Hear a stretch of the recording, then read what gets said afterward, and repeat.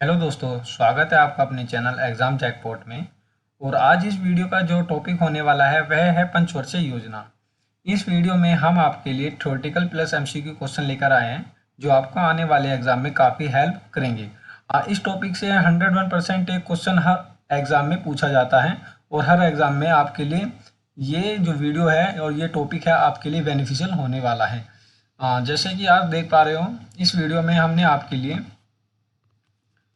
Starting में जो रखी है वो आपके लिए थ्योरी है, जिससे आपको टॉपिक को समझने में आसानी होगी। उसके बाद आप एमसीक्यू लगाएंगे जिससे कि आपकी इस टॉपिक को लेकर प्रैक्टिस अच्छी हो जाएगी। वीडियो को लास्ट तक देखें और वीडियो में जो आने वाले हैं इंपॉर्टेंट एमसीक्यू उनको ज़रूर से लगाएं ताकि आपकी जो प्रैक्टिस है वो काफ़ी अच्छी हो जाए। इस वीडियो में हमने हर थ्योरी के साथ साथ आपको इमेज भी दिया है ताकि आपको समझने में काफ़ी आसानी हो और आप टॉपिक को ईजिली समझ पाए। तो चलिए वीडियो को स्टार्ट करते हैं। जैसे कि दोस्त आप देख पा रहे हैं पंचवर्षीय योजनाएं। आज जो प्रधानमंत्री हमारे देश के जो फर्स्ट प्रधानमंत्री थे पंडित जवाहरलाल नेहरू, उनके द्वारा सन 1951 में देश के आर्थिक विकास को गति देने के लिए पंचवर्षीय योजनाओं की शुरुआत की गई। लेकिन उसके बाद 2015 में 1 जनवरी 2015 को नीति आयोग की स्थापना कर दी गई, जो कि योजना आयोग को समाप्त करके उसके स्थान पर नीति आयोग की स्थापना कर दी गई।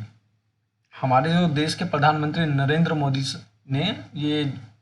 मोदी सरकार ने देश के जो विकास को नई दिशा देने के उद्देश्य से योजना आयोग, जो कि ये पंचवर्षीय योजना के लिए काम करता था, उसको समाप्त करके 1 जनवरी 2015 को नीति आयोग की स्थापना कर दी गई।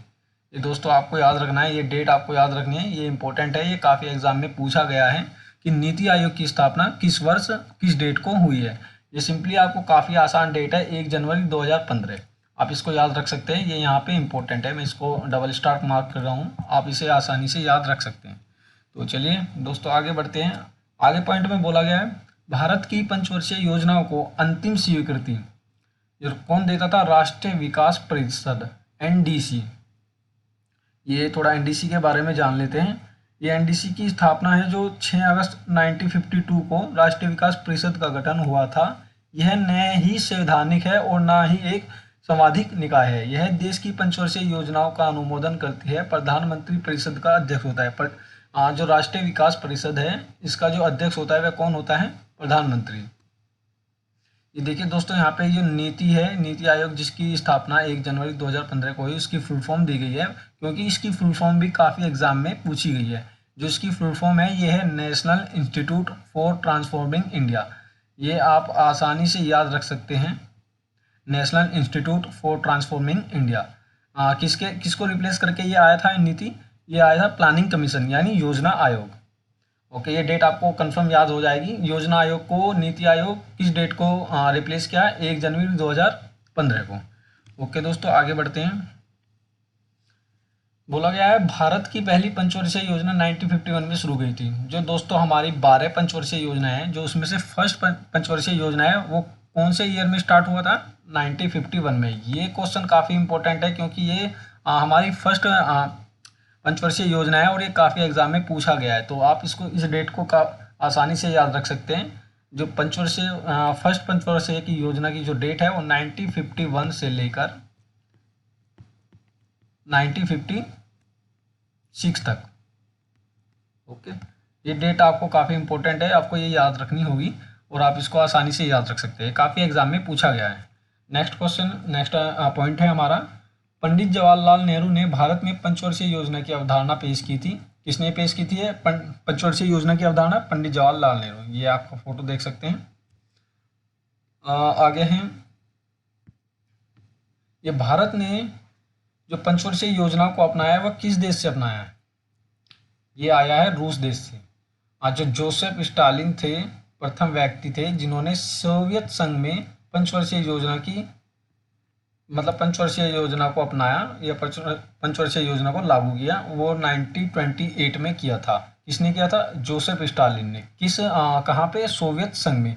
ये यहाँ से 3 पॉइंट है, आपको ये कंफर्म याद रखने हैं। यहाँ से काफ़ी इंपॉर्टेंट पॉइंट है ये जोसेफ जो स्टालिन थे प्रथम व्यक्ति थे जिन्होंने सोवियत संघ में 1928 में पंचवर्षीय योजना को लागू किया।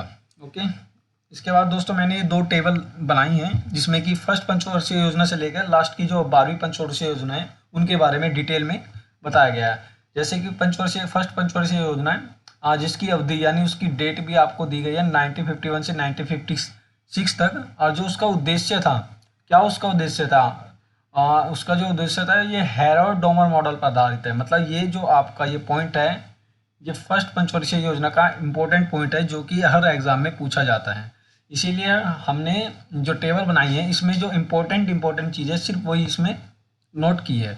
इसी तरह से आप द्वितीय जो पंचवर्षीय है उसका टाइम आप देख सकते हैं 1956 से 1961 तक किस मॉडल पर आधारित थी, ये महालिनोबिस मॉडल पर। ये काफ़ी एग्जाम में पूछा गया है, ये आपको याद रखना होगा। ऐसे ही तीसरी पंचवर्षीय योजना है, उसकी डेट आपको दी है 1961 से 1966। इसको गॉडगिल योजना भी कहा जाता है। ये क्वेश्चन भी पूछा गया है, किस योजना को गॉडगिल योजना भी कहा जाता है, पंचवर्षीय योजना, तीसरी पंचवर्षीय योजना। ओके, आप ध्यान रखेंगे। चलिए आगे बढ़ते हैं।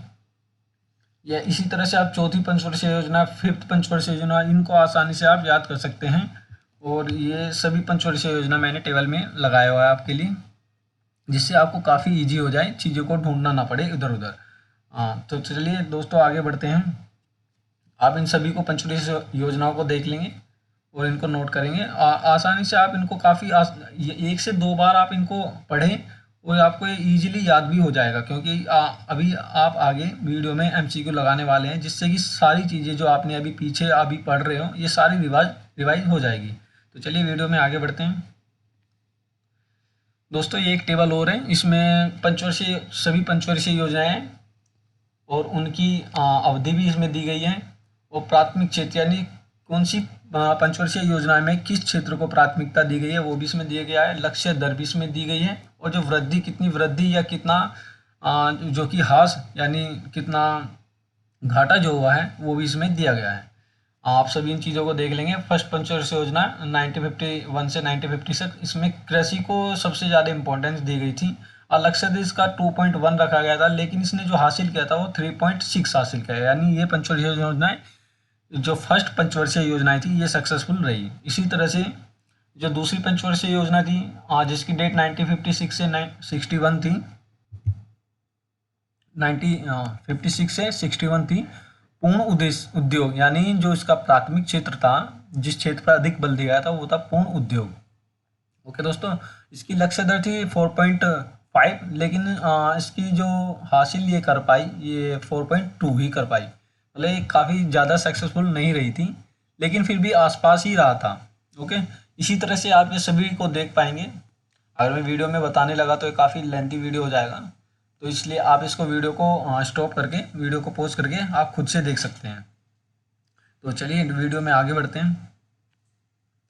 तो दोस्तों यहाँ से हमारे MCQ क्वेश्चन स्टार्ट हो जाते हैं। आपको ये 20 MCQ क्वेश्चन है, काफ़ी इंपॉर्टेंट MCQ क्वेश्चन है। मैंने काफ़ी सिलेक्टिव क्वेश्चन रखे हैं, और आप इन सबको लगाने के बाद आपको ज़रूर से इस टॉपिक में अच्छी पकड़ हो जाएगी, और आपको एक सिंगल क्वेश्चन आपको इससे किसी एग्ज़ाम में आप मिस नहीं कर पाओगे, किसी भी एग्ज़ाम में आप क्वेश्चन को नहीं छोड़ पाओगे। तो चलिए फर्स्ट क्वेश्चन लगाते हैं। बोला गया फर्स्ट क्वेश्चन में, भारत की पंचवर्षीय योजना को अंतिम स्वीकृति कौन देता है?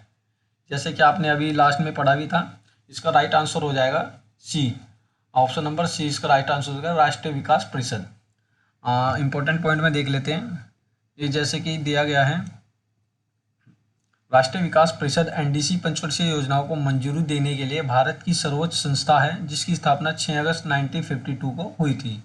आप प्रधानमंत्री राष्ट्रीय विकास परिषद की अध्यक्षता करते हैं। राष्ट्रपति विकास परिषद NDC का मुख्यालय कहाँ पे है? ये न्यू दिल्ली में है। आप इसको आसानी से यहाँ से 2-3 पॉइंट है आपकी, क्योंकि इसकी प्रधानमंत्री इसकी अध्यक्षता करता है, और इसका जो हेडक्वार्टर है वो कहाँ पे है? न्यू दिल्ली में। क्वेश्चन नंबर 2 देखते हैं। योजना आयोग द्वारा अब तक की कितनी पंचवर्षीय योजनाएं बना चुकी हैं? ये काफ़ी इजी क्वेश्चन है, इसका राइट आंसर हो जाएगा 12 पंचवर्षीय योजनाएं। चलिए वीडियो में आगे बढ़ते हैं। क्वेश्चन नंबर 3, भारत में योजना आयोग का गठन किस वर्ष किया गया? योजना आयोग का गठन किस वर्ष किया गया? 1950 में। आपको पीछे भी बताया गया है। भारत का योजना आयोग भारत सरकार की एक संस्था थी जिसका प्रमुख कार्य पंचवर्षीय योजनाएं बनाना था। इसका जो गठन था 15 मार्च 1950 को, 73 वर्ष पहले हुआ था। ओके, क्वेश्चन नंबर 4, भारत की पहली पंचवर्षीय योजनाएं कब आरंभ हुई? इसका राइट आंसर हो जाएगा 1951। 1951 आपको पता है फर्स्ट पंचवर्षीय योजना की जो डेट है वो 1951 से लेके 1956। ओके, ये आप जो ये फर्स्ट जो पंचवर्षीय योजना की डेट है ये काफ़ी इंपॉर्टेंट है, आपको इसको याद रखना होगा।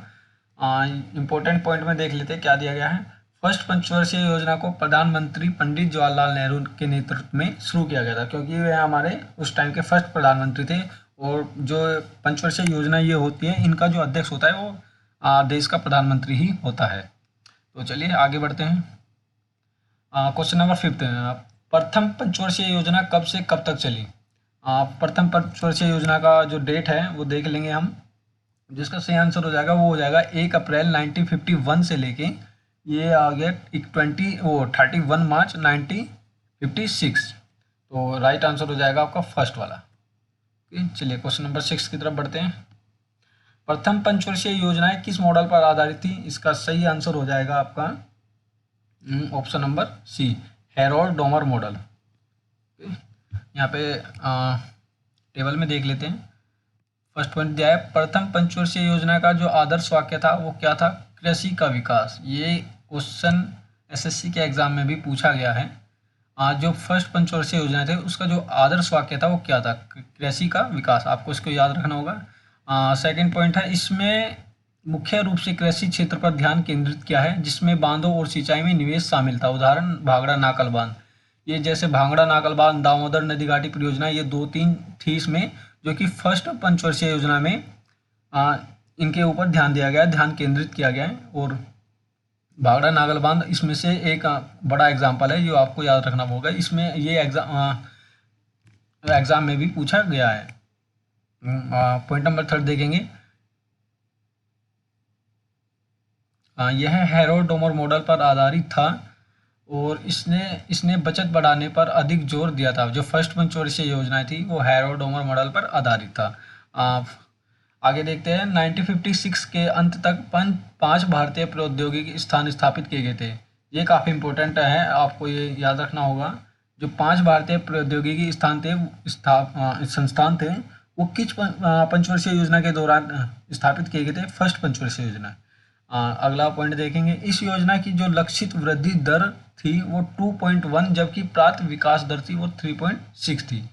ये काफ़ी है, आपको ये इजीली याद रख पाएंगे आप। तो चलिए वीडियो में आगे बढ़ते हैं। क्वेश्चन नंबर 7, भारत की पहली पंचवर्षीय योजना का प्रमुख लक्ष्य क्या था? जो भारत की जो पहली पंचवर्षीय योजना थी उसका प्रमुख लक्ष्य आप सभी को पता है, कृषि पे काफ़ी बल दिया गया था। तो इसका right answer option number A हो जाएगा, कृषि का विकास।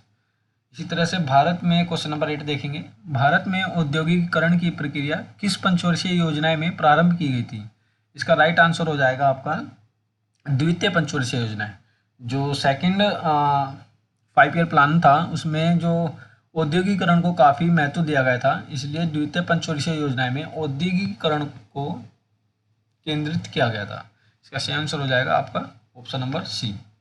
ये पॉइंट यहाँ पे देख लेते हैं। जो द्वितीय पंचवर्षीय योजना की डेट थी वो 1956 से लेकर 1961 तक थी। इसमें तीव्र औद्योगिकीकरण और सार्वजनिक क्षेत्र पर बल दिया गया था। इसकी रूपरेखा तैयार करने में नियोजन का कार्य जो था वो पीसी महालनोबिस के नेतृत्व में किया गया था। इस योजना के तहत सरकार ने घरेलू उद्योगों की रक्षा के आयात पर शुल्क अध्यारोपित किया। लक्षित वृद्धि दर 4 थी, जबकि वास्तविक विकास दर अपेक्षा थोड़ी कम रही थी। ये आपने पहले भी देखा है। तो चलिए वीडियो में आगे बढ़ते हैं। क्वेश्चन नंबर 9, द्वितीय पंचवर्षीय योजना किस मॉडल पर आधारित थी? इसका सही आंसर हो जाएगा पीसी महालनोबिस मॉडल पर। Option number C is the right answer. Question number 10 देखेंगे। द्वितीय पंचवर्षीय योजना में किस पर अधिक जोर दिया गया था? इसका राइट आंसर हो जाएगा औद्योगिक विकास। आगे बढ़ते हैं। क्वेश्चन नंबर 11, किस पंचवर्षीय योजना के दौरान देश में 3 लौह इस्पात संयंत्र स्थापित किए गए थे? इसका राइट आंसर हो जाएगा आपका जो द्वितीय पंचवर्षीय योजना थी इसमें आपको पता है जो औद्योगिक विकास था उस पर बल दिया गया था। तो इसका राइट आंसर हो जाएगा ऑप्शन नंबर बी, द्वितीय पंचवर्षीय योजनाएं। जो द्वितीय पंचवर्षीय योजनाएं थी उसके दौरान देश में 3 लौह इस्पात संयंत्र की स्थापना की गई थी। नंबर फर्स्ट दुर्गापुर, जो कि ब्रिटेन के सहयोग से हुआ था, और उसके बाद राउरकेला जो कि जर्मनी के सहयोग से था, और उसके बाद भिलाई जो कि सोवियत संघ के सहयोग से स्थापित किया गया था।